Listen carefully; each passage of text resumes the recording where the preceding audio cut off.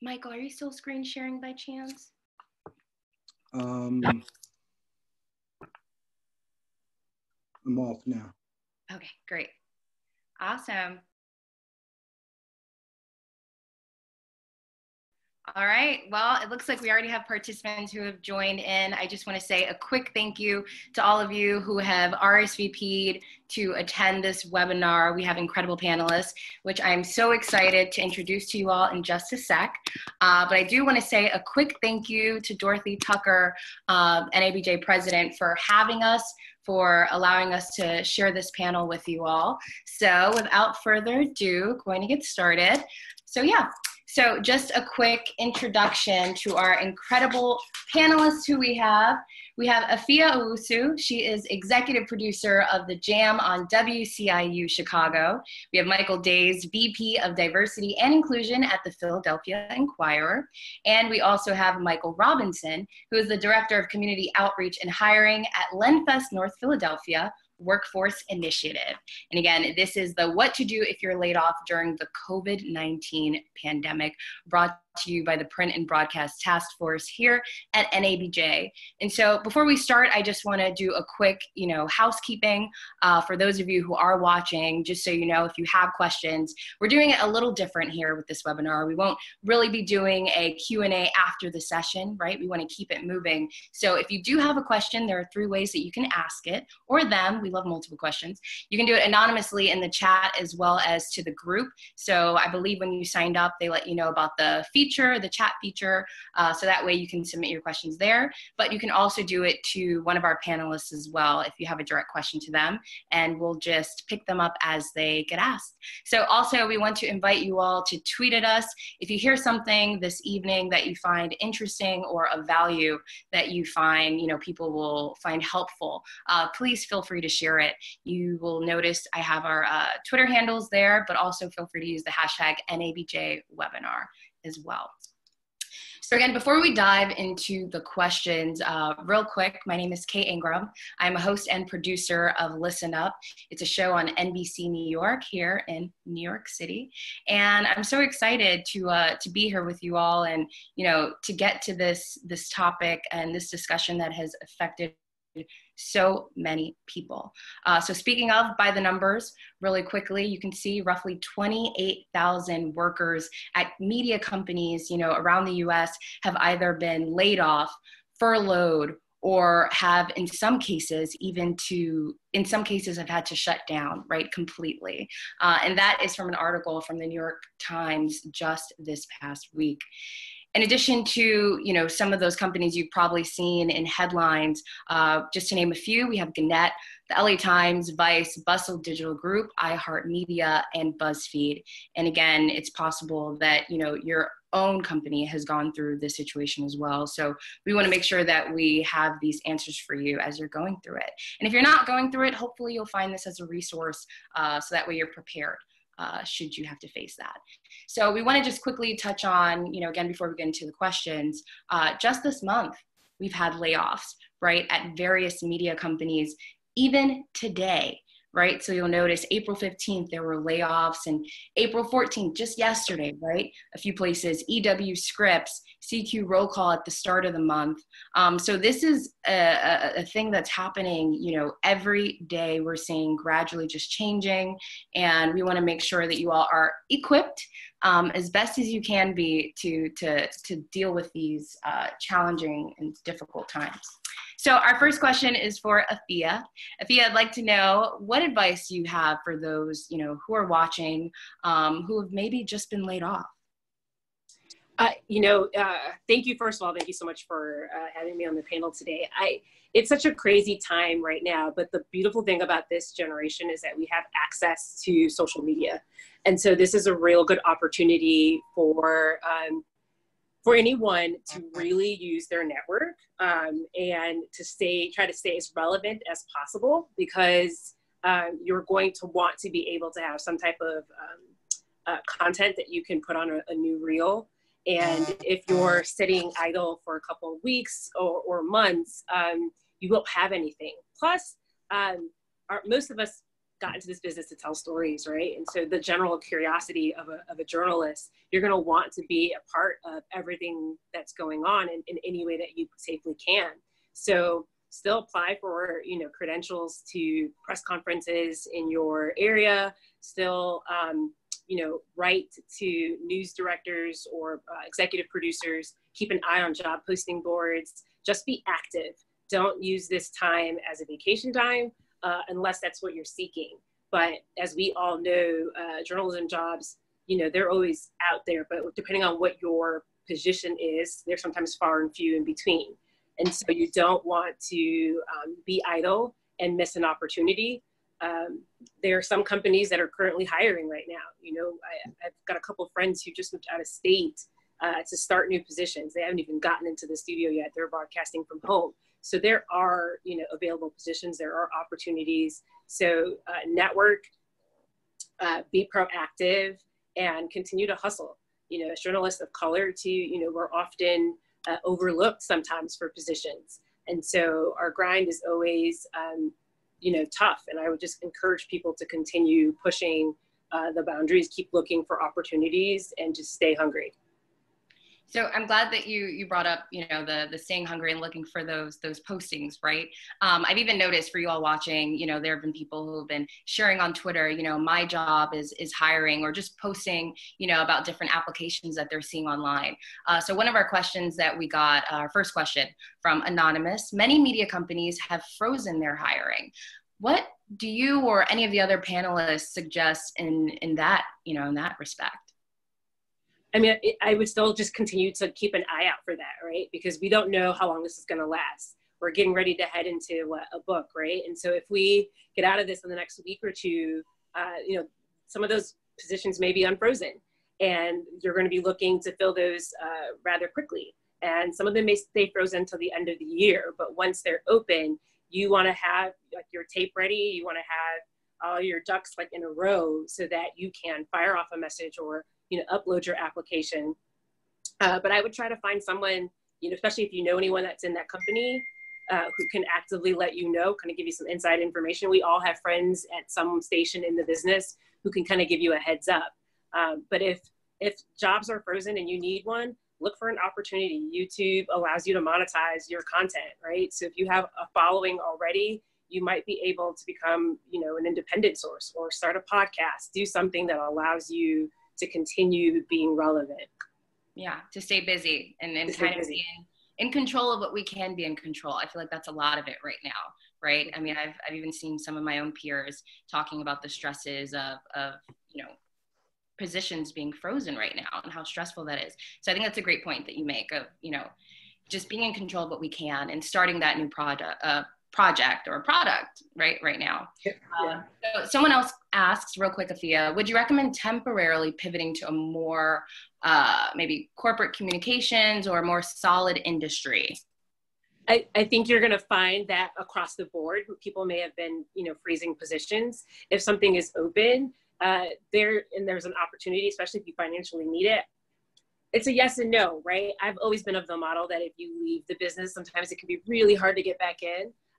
Just because finances may be one thing, or your availability is another thing. Plus you don't want to put the other job in a position where they're then searching for, to fill your role. But I would say, look to see what's going to be the best for you.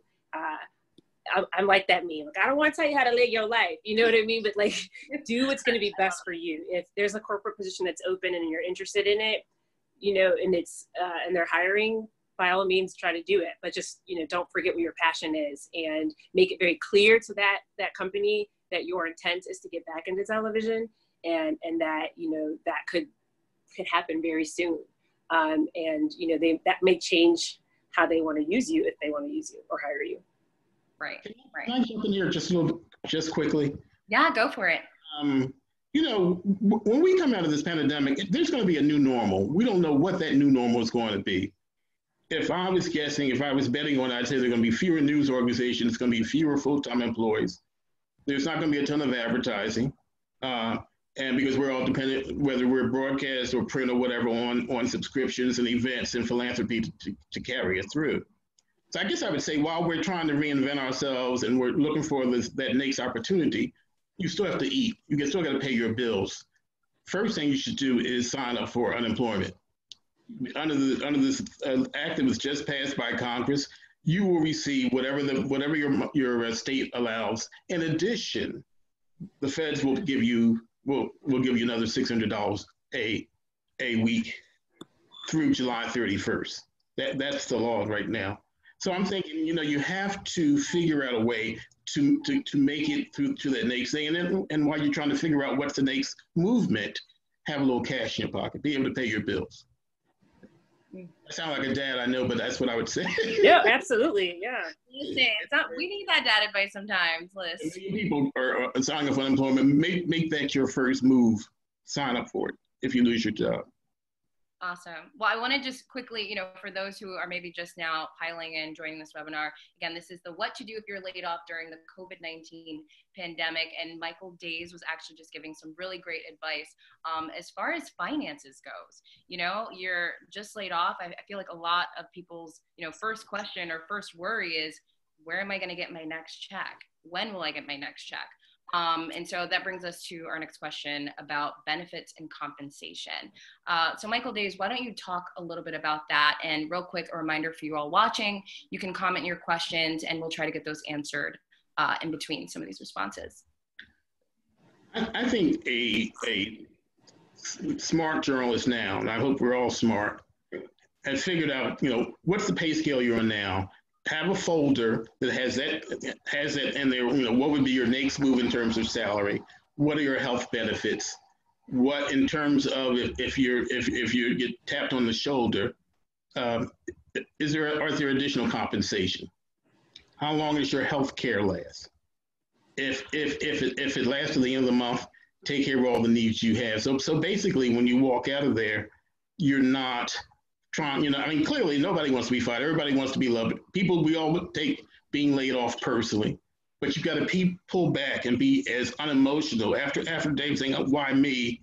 Then you got to be a bit unemotional about it. Is there a way to convert some of that? If there is additional compensation, is a way to convert some of that into health care. There's a whole list of things you just really need to be thinking about.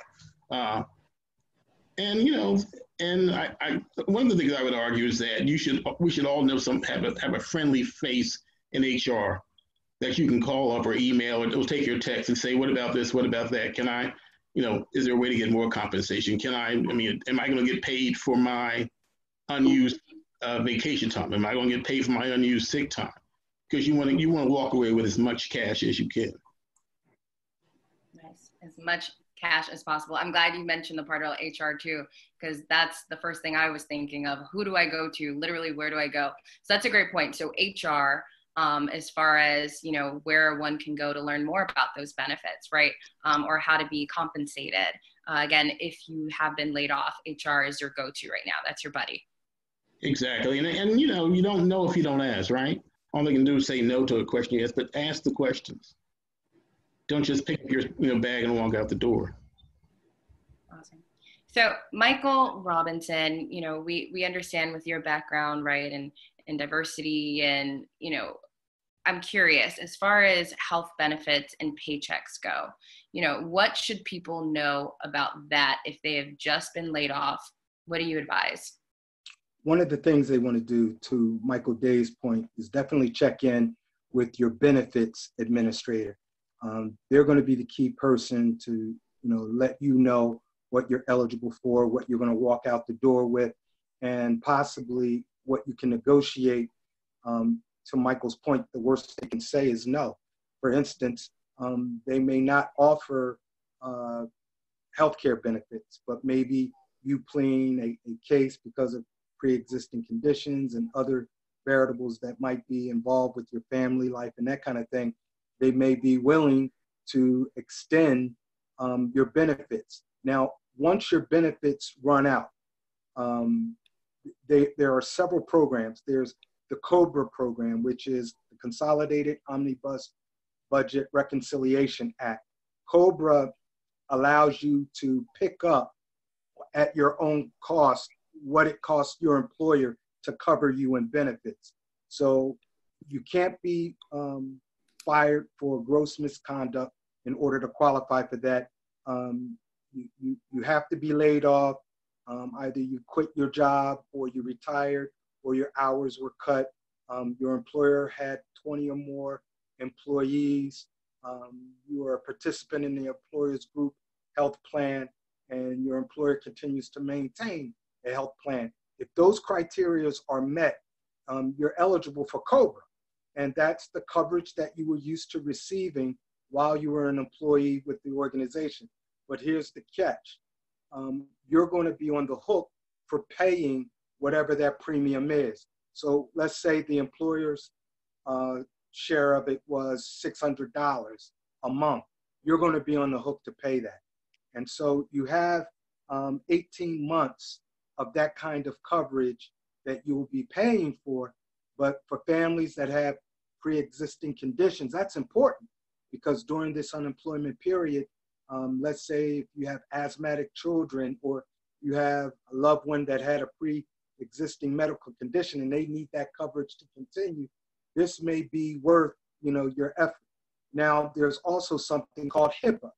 HIPAA is the Health Insurance Portability and Accountability Act.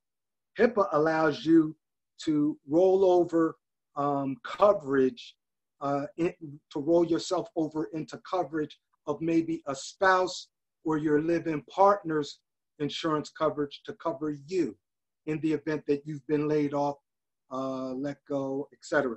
And so typically you would have to wait the normal period of sign-up time for that policy. But if you've been laid off, you don't have to wait for those sign-up periods. HIPAA allows you to roll over into your spouse's or into your live-in partner's insurance policy, but you have certain time restraints to do that. And again, to Michael Day's point, all of this can be covered through the HR department with the benefits administrator. Nice.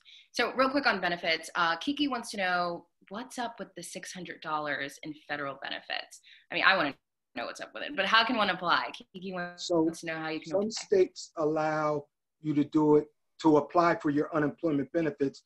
Some states allow you to apply online, by the phone, or by other means, but typically online and by phone are the most popular. It's going to be on a state-by-state case basis as to how your state dictates how one would apply. But whatever that state maximum, because it's also going to vary in terms of the maximum that your state allows.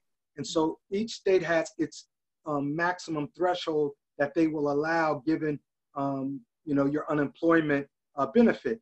But what the federal stimulus, this emergency COVID-19 stimulus does, whatever your state has allocated as its normal unemployment benefit to you, financial benefit to you, it's an additional $600.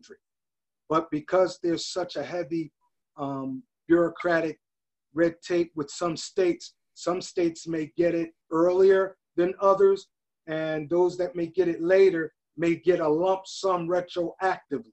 So you may get it retroactively, but that's bad news for somebody who's waiting right now for those kinds of finances. I'll let Mike chime in from here. Sorry about it. So I'm just sort of looking at the material I downloaded. And one of the good things about this stimulus package is that it now includes part-time employees, freelancers, independent contractors, gig workers, and people who, large people don't have full-time jobs. So it's a benefit. Now, it's only good until July 31st. So if you're gonna get laid off, this is the time to do it, and then it gives you time to have some cash and also look around for other things to do. But the key is apply as soon as possible. Yes. Because I think the last unemployment numbers we saw, I think they're in excess of 5 million people now, so across the country. So you've got to apply as early as possible. Nice. So Michael, you said something interesting about, the gig economy or gig workers, which, I feel like a lot of people can identify with, or as being, and especially freelancers, right? We as journalists, so many of us are not only juggling, you know, 1, 2 jobs, but sometimes multiple publications. Now we have certain places, you know, dealing with layoffs. I mean, what advice for any of you can you give to those who are in freelance? Well, if you have a specialty, if you can develop a specialty, this is not a bad time to be a freelancer. You know, you have a lot of nonprofits now. My own, the company that owns the nonprofit that owns the Inquirer, Lenfest, you've got Knight. They're creating opportunities, particularly around the coronavirus thing, particularly around covering communities of color.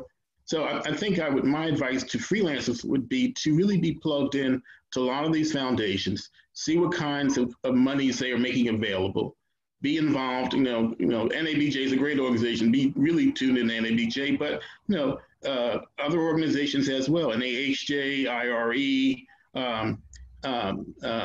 Facebook, for example, is providing a lot of money now for folks to write about a variety of things. So you need to really, if you're a freelancer, you have to hustle, right? That's what you do. Just be aware of that. So there is some money there. You have to work really hard to get it, but it's not a bad time to be a freelancer. Afia, how can freelancers promote themselves right now?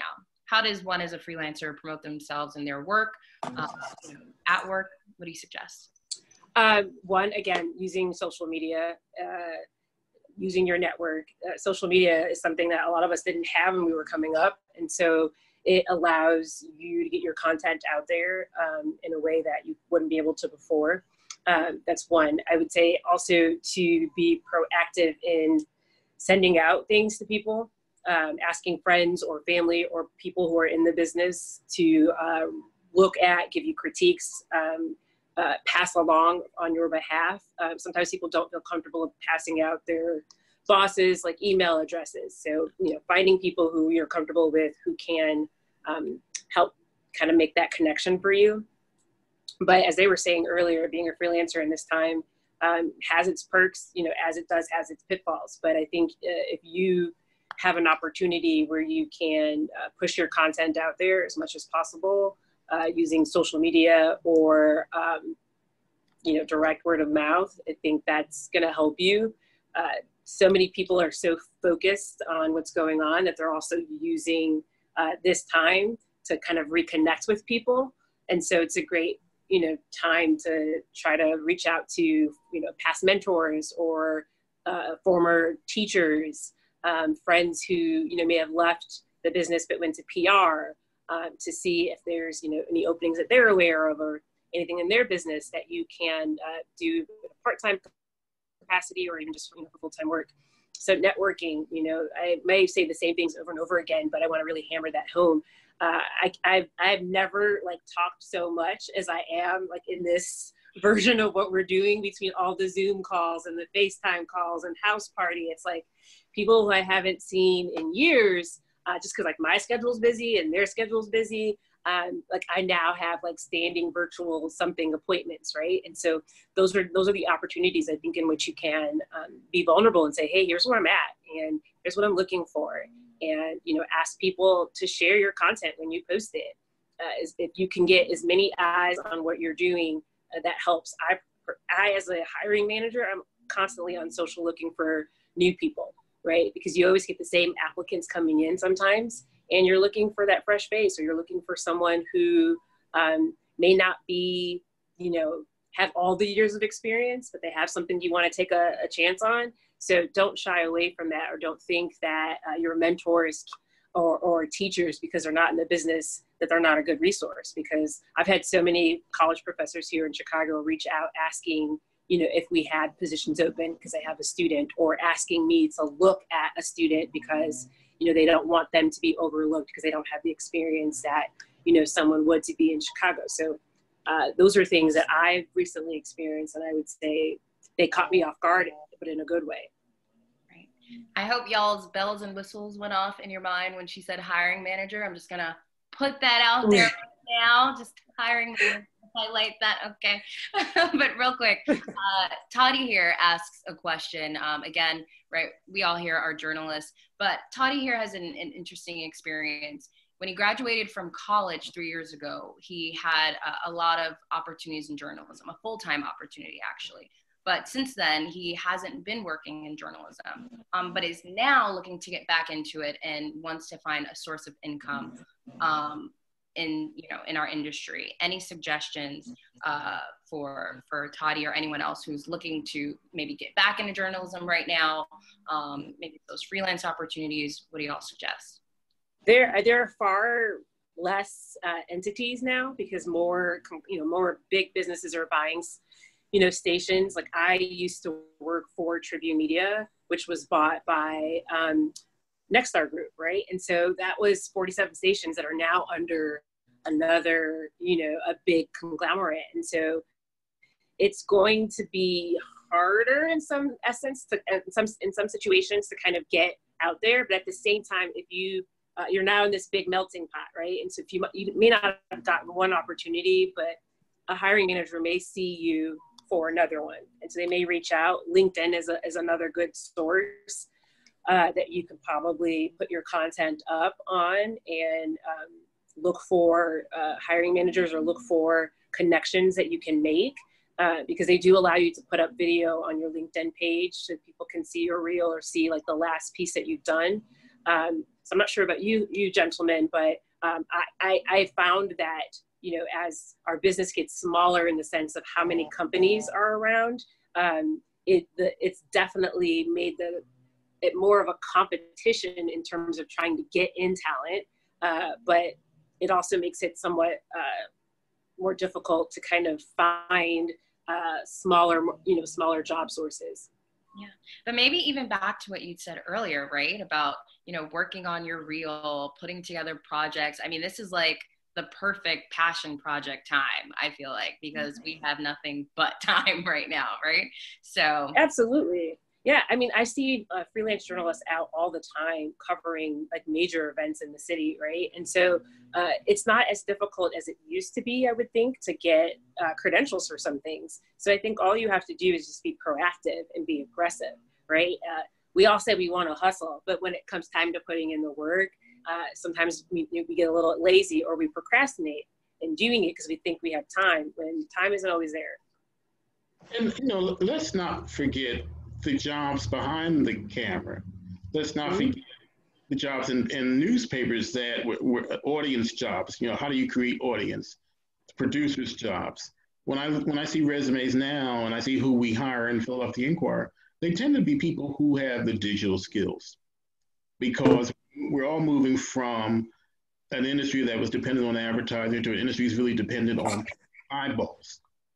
And the eyeballs are what matter. So, there may be, the person who asked the question, I'd be curious of what do they see their skills as? Are they in front of the camera person, or are they interested in producing jobs? I think we're all sort of moving toward the same place. When I got in this business many, many years ago, you didn't need to know how to shoot video if you work for a newspaper. Now you do. You didn't need to know how to take a picture, you photograph. Now you do. So I think at some point, if we're all going to be one big thing, I'm not sure when that's going to happen, but people want visuals. People need folks who can direct content. Sometimes it's complicated. Right now, this coronavirus thing, which is going to go on God knows how long. The people who can direct that kind of coverage, whether it's print, whether it's broadcast, whatever, are always going to be in demand. And to add to that, I actually have a friend who, I was talking to him the other day. I'm like, hey, what are you up to? Probably after one of our house parties, like you were talking about, Fia. And he's like, oh, I'm watching a free, tutorial on YouTube about After Effects. Like I've decided I want to learn more about After Effects. So I think, speaking to your point, Michael, about developing those skill sets and diversifying, your ability to look more attractive once things start to open up, right? To say, hey, I can do this behind the scenes and in front of the camera.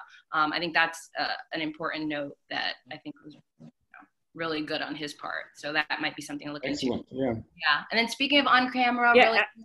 Someone wanted to ask Afia, does WCIU have any on-air openings right now?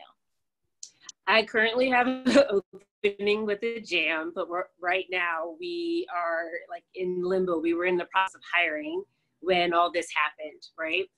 So the position's still open. We have a couple of, I just hired 2 producers like the week that we went off like air or weren't in the studio anymore.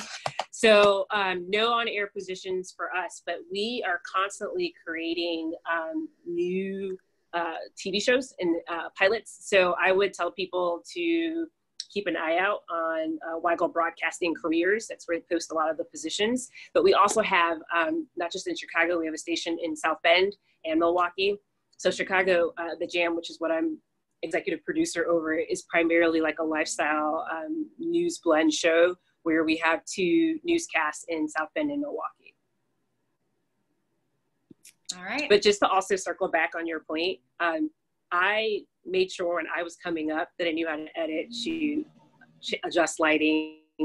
I was a director when I first got into this business. I ran robotic cameras. I wanted to know how to do everything because my end goal was to become a producer. But I also like never wanted someone to tell me that I couldn't do something. I wanted to know how it was done.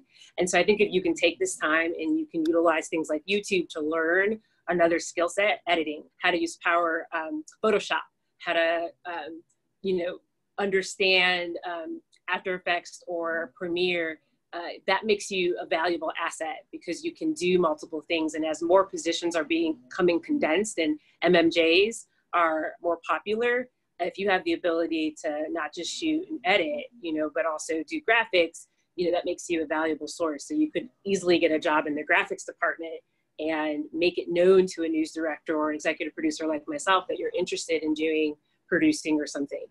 We've got a girl in our traffic department who was really interested in producing. She applied for an AP position. She didn't have the experience. So I worked it out with her manager to allow her to come in 2 days a week to learn how to AP, right? So that she would get that skill. So there are people who are going to be willing to work with you. You just have to be willing to come in and hustle. So she comes into work 3 hours early, 2 days a week to learn how to AP. And then she works a split day going into traffic to do the rest of her job. Awesome. The hustle. So our next question comes from MM, who asks, there are people working jobs who are worried they will be laid off. What should they do to prepare for what is likely to happen if this is longer? This is for any of our panelists. I would have a frank conversation with your supervisors. Typically, the supervisors have met with the higher ups and they typically know who's going to be let go and who's not. And I would have a candid conversation with one supervisor to see if there's some information coming down the pike that lets them know whether or not they're going to be on board. If they are part of the crew that's going to be laid off, secure that check, get that last check. Typically that last check is distributed during the normal pay cycle. So let's say if you were laid off today and the next pay cycle isn't until the 1st of next month, that's when you would typically get your last check. But some companies may alter the policy because of the emergency needs that people may have right now to get access to their money, but that'll be on a company by company basis because by law, federal law requires that they give that check the very next pay cycle. So that's when they can expect to get that last paycheck. I would try to make that last paycheck stretch. I would do what Michael mentioned earlier, Brother Days mentioned, applying for unemployment so that if you do know that you're going to be laid off, request the vacation time in your check, in your last paycheck. Some companies will pay you out even your sick days. So find out if that's a part of the policy where you get payout not only on your vacation days, but accrued sick days. And sometimes that can end up being a hefty amount of money to carry you over. So try to do that. And then again, going back to what Brother Dave said, apply early for the unemployment. If you know you're going to be laid off, make the move and jump on the unemployment as soon as possible.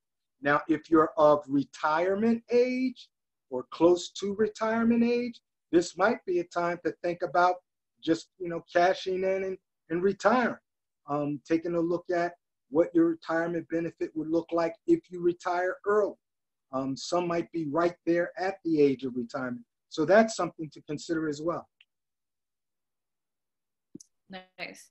And so I just want to circle back. So for those who don't know if they're being laid off and want to have that conversation with their supervisor or their HR person, any suggestions about how to even bring that up? Like, I wouldn't even know where to start. I think like if there is a manager that you feel like you have a good relationship with, I think you can start there. Or if you have a relationship with someone in HR, like when I start a new job, my first best friend is the HR manager, and then the graphics person, and then who's ever in charge of IT. Like those are the three people who are my friends, right? But I would look for a manager who you trust or you feel comfortable having a conversation with. And then if there's not someone who you have, then go to HR and just ask, ask to be frank and ask if there's a possibility what you should be doing to prepare.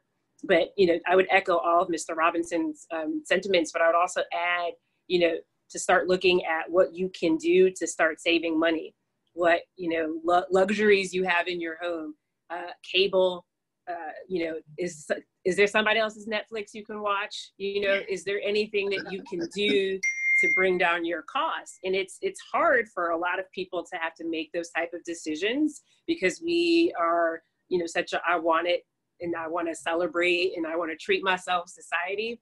But because this is so unknown, and as Mr. Days was saying earlier, we don't know what the back end of this is going to look like, right? That you don't want to assume you have this savings account and it's going to last you because there's not an end date here. I would also reach out to my landlord and ask if there is a forbearance opportunity or some type of, can I pay a small portion right now, just to see what you can do. And I would redo my budget. I call the bank and see if there's a banker who's available who can help me figure out where to cut money if I can't figure that out. Because you don't know when your next check will come. And if your company is like, we're only going to pay you out to a certain amount, of something, you want to make sure that, you're properly prepared. Now, if you're under a contract too, I would highly suggest asking a lawyer to help you review that, because your contract stipulates like what your company has to pay out, if they choose to end your contract early. And a lot of young people, especially when they get that contract, they're so excited. They see the beginning and they sign. And so they may not notice all the other intricate details. So I would ask the lawyer to look over that. But I would write a list of all the things that, that you think you should do, and then reach out to someone who's a mentor or friend and ask if you're missing anything, and then be proactive about doing those things within those first few days. Because every day more and more people are filing for unemployment and doing all those things, and you don't want to run the risk of it taking longer than necessary for you because you waited, too much time. With that comment that Afia made a moment ago about checking if you're on a contract. If you're on a contract, in some cases, you might have a severance clause built in. By federal standards, a company doesn't have to offer you severance, but typically in contractual situations, some severance benefits may be included in the contract. So to her point, it would be good to sit down to see what exactly that looks like if you're cashing out right now because of, employees cutting back and laying off. Some people may have in their contract severance pay benefits. And if that is something, difficult to find out or understand, I can say for myself, back with my first job, I had a mentor who had a friend who was a lawyer and was so happy and willing to glance over my contract, just to offer any advice. So that's my one experience I could offer up, maybe reaching out and seeing if you have a mentor or someone, who has a law background, who can have, a double set of eyes on things like that, because contracts can be quite tricky. Oh yeah, I had a girlfriend of a friend of a friend do it for me. And I just slid her like, 50 bucks. I was like, hey, I know you said you would do this for me. Out of the goodness of my heart, I'm trying to show you that I appreciate that time, right? And so yes, as you're losing your job, you may not have the money to give, but if you can send a gift card, or if you can send a thank you note or anything afterwards to show your appreciation and gratitude for that, that goes a long way too, because then in the future, when you get another contract, you need somebody to look at it for you. They might be, willing to help you again because you were courteous to them. But yeah, I think you have to be incredibly proactive and diligent. No one is going to fight for you but you, right? And you want to think nobody's going to be shady to you. No one's going to try to pull one over you, but you've got to take care of you. Absolutely. So don't be embarrassed or ashamed or sad to ask the questions, or to ask someone to, asking your landlord or asking, a roommate who's supposed to owe you money for that cash, because ultimately you got to take care of you at the end of the day. Yeah, I love what you said about really taking a look at our finances. The thing that really struck me, having now been home for a month, is I'm saving a lot of money. Now, I don't want to live like a monk the rest of my life, but but you don't have to run out for lunch every day. You don't have to stop with your boys at the club. You don't have, it's all this stuff that we do. It's become a part of our lives that you're blowing a lot of money. And I think, I understand what the question you're asking about. He feels like he's going to get, or she feels like she's going to be laid off, but none of us really know. None of us know what's going to happen on the back end of this, where we are now. So I think we all should be mindful of how we spend our cash, how we save our cash, what we spend our money on. Yeah. I think you need to do that even starting today. Like right. I am someone who, like, I eat out a lot. And in this time, I'm like, well, I'm trying to support these local businesses too. But I've tried to be very proactive about going to the grocery store 3 days a week, and then maybe eating out only 2 days a week. If you're a generous tipper, looking at your finances to see how you can adjust that, right? Or how you can support a cost that's very dear to you, but also be mindful of what you're spending. The online shopping, the Ubering, when all this goes out, you have to budget for those things. So I was telling a girlfriend, like, I have a budget for my Ubers. So since I haven't been going anywhere, my Uber budget is just sitting there. That doesn't mean I should spend that money. That money I'm going to put into a savings account. I have a savings account in a suburb that is like so far south from Chicago, and they don't have a location in the city. So I don't have a debit card or a checkbook for it, or any type of way to withdraw money. So the only way for me to get money out is to physically drive out there, right? And so if you struggle with saving money sometimes, you need to do the extreme things like that to put yourself in a position where you do have a savings account. And sometimes it's hard because your salary may not be enough for you to save. So you have to look to see, what are you spending your money on? What are you truly valuing? I took a financial literacy class when I was 26, and it changed the way I looked at money, because it really showed the importance of valuing cash in your hand versus having a card that you swipe. So I would take this opportunity to really look at your cash flow, what your income is versus what's coming out every month, because the bank will calculate all that for you in your checking and savings account. You can print it out for months to years at a time and see how much money you would have saved and what you can save in the future. Before we get to our next question about markets, Afia, where'd you take that class? So I did it through my church. It was called Financial Peace Literacy, but you can do it online through Dave Ramsey. Like it's a biblical based, finance class, but there are so many books. There are so many resources. There are the Budgetnista on Instagram I follow. So I think you have to kind of like just totally change your mindset. If you're following people that or companies that make you shop online, unfollow all of them on Instagram, unfollow all of them on Twitter, because you have to train your mind. My pastor always says it takes 30 days to form a habit. So if we've been in this quarantine for a month. So in these 30 days, if I have not become better in some way or done something different than I normally would do, then that means coming out of this, I wouldn't have changed, right? And so I think everyone needs to take an opportunity to look at that, especially their finances. Awesome. If you're able to note that Instagram in the chat, that'd be awesome. Afia, yeah. So yeah, if you Budgetnista, sure. Yeah, sorry, Michael, you were saying before we get to. You said amen. Well, everything you said, amen, amen. Yes. Amen. All right. So someone asked, what advice would you give to those laid off journalists in a small market, i.e. Douglasville, Georgia, who are looking at potential positions in a larger market? So we've got market jumps and we've got layoffs. How do we maneuver both right now? Well, somebody had mentioned in the conversation, I think it was Afia, to network. Networking is the #1 source of finding employment in this country. So right now is the time to sharpen your networking skills because people are isolated now. So that if you're hitting people up on LinkedIn, or if you actually have the person's contact information, because most people are working remotely now, this is the time to hit them up and have a conversation about the moves that you're trying to make and to try to smooth and, introduce yourself to these, influencers now, because people are basically in a captive audience mode. So this is the perfect time to create those networking moments.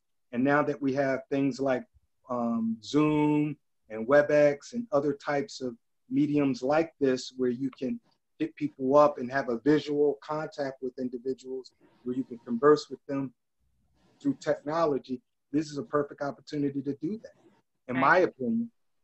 Yeah, and speaking of technology, more so a comment than a question, if you all haven't had a chance to move over to the chat section. Thank you, Afia, for adding those Instagram handles. But Casey Chu just wanted to note and share that there are websites that are offering free training in various types of software programs. It's a great time to pivot to video producing and data science roles. If you have a public library card, you can get access to LinkedIn Learning, which provides a lot of video training. So that's just a note there. Thank you, Casey. So next question, you mentioned about the small markets and potential capabilities of moving to a larger market. Someone wants to know about shifting into digital, right? So now we're talking about shifting gears here to another off-air job, including print right now. What are y'all's opinion or thoughts on that? So this is someone who, is an anchor reporter on TV and wants to go digital or print. Suggestions, will that hurt or help them? I am a huge fan of print media, but I also recognize this is a very tough time for print media. And so it's such a tricky question to kind of answer. I'm not sure if you gentlemen agree, but I've seen in Chicago in particular, so many print journalists lose their jobs right now that I would not feel comfortable co-signing that move just because I haven't seen as many of them shift to the digital side of it as they have just been let go, or they've taken a buyout if it was closer for them to retire. So I would do a little bit of research in your market or in your area to see if your newspapers in town have an upswing, or if they're really heavily investing in digital, or if their plan or intent is to go full digital, because then yes, you may have a great opportunity and it might be a good transition for you. If you are just someone who truly loves to write, it's a great opportunity to start a blog. We seem to be more video focused when we look at digital in terms of blogging now. It's taken such a strong hold, on the market rather than actual written pieces. But I love to read, and so I'm always going to go towards that avenue. But I don't know, I just wouldn't feel 100% comfortable just because I know it's kind of rocky right now for some publications. Well, it depends on your skill. I'm thinking of our video photo staff at the Philadelphia Inquirer. We have a young brother who had studied broadcast journalism at USC, worked in a medium-sized market, went back to school and got a master's, came to us and does video. He turns out some of the best video that newspapers now have to do video. If you're going to do digital, you got to do video. We also have a staffer who came from 2020 and does video. For make a long story short, the video staff won the first Emmys at the Philadelphia Inquirer of everyone this year. From a couple long for us, 5 minutes, 10-minute pieces. So it depends on your skills. If you have the video skills, if you have the production skills, if you know how to attract an audience. Particularly, we're all struggling with how do we get more young people your age, Afia, to subscribe. So it means it's got to be content in there that appeals to them. Yeah, I am probably one of the few people in my friend group who has a subscription to Sun Times and Chicago Tribune, because everyone wants to be like on their phone. They want it to be fast. I love the licking my finger and turning the page quality of getting my news. So yeah, it's tough, but I don't necessarily, I don't know. I like the content that's in the paper, right? Because it's telling me about all the different neighborhoods and all the different things that we can't always get on TV, which is why I've always loved reading the newspaper. I keep trying to advocate for more people to go back to the newspaper. Like my goal is to win the lottery so I can buy the newspapers and give them back to the people.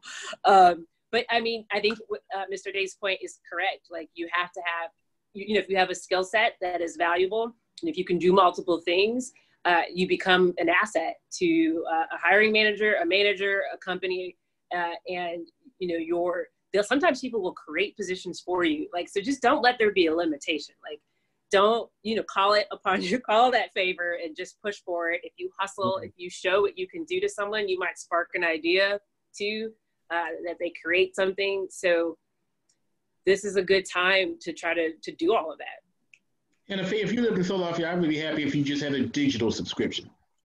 Well, I have both because my staff refuses to look at the paper, but I love it. I love it. I got that from my parents though, right? And yeah. I have all these like collections, and my boyfriend's like, "What are you doing with all this?" And I'm like, "Oh, one of these days, this is good. I need to hold up this one moment, you know." And I like that. So I have all the front covers of papers.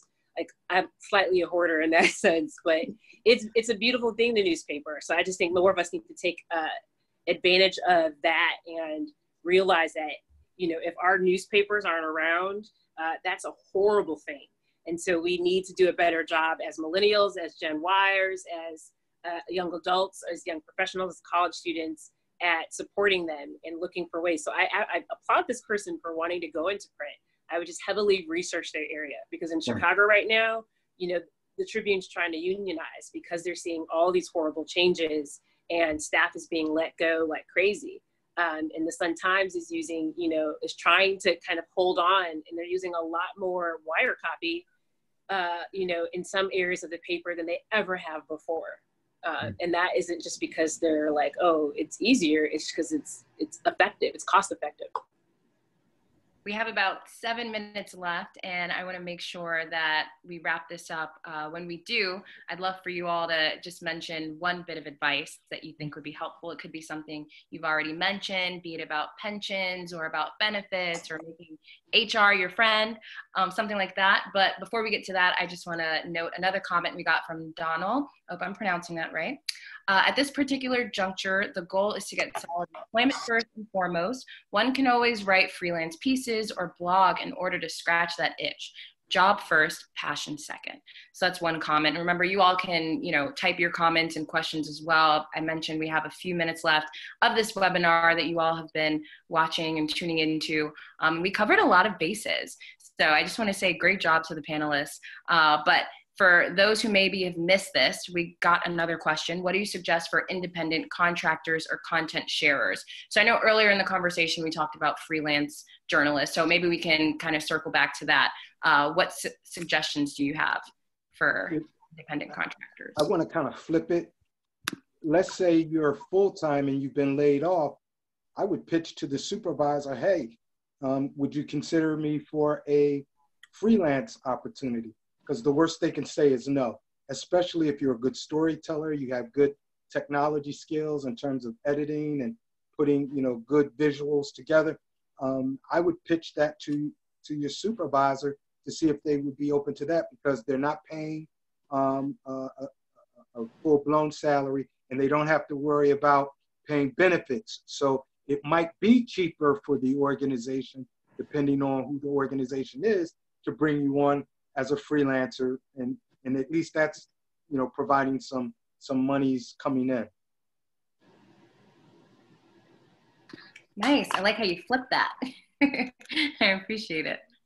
Anyone else, as far as, how about pensions? I don't know that we touched on pensions. I know we talked about benefits and savings, but what about the pension ordeal?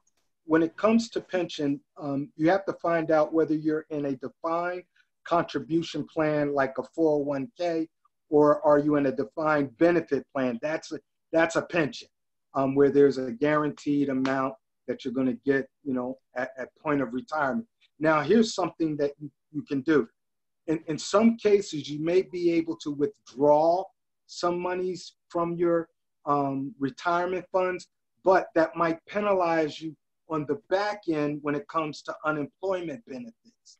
So you have to be careful about that. And that's a discussion you might need to have maybe with your accountant or with your benefits person to help give you some wholesome feedback on those kinds of options. Because some people might have a hefty retirement plan, they might be vested, and they may have monies that they can draw down early, but then they have to keep in mind drawing down early on some of your retirement fund could impact some penalties where you have to pay a financial early withdrawal and those kinds of things. But that's a conversation to have with your plan administrator of the pension or the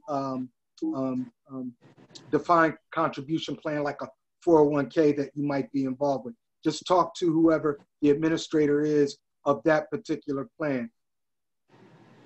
Awesome. Afia, what is it?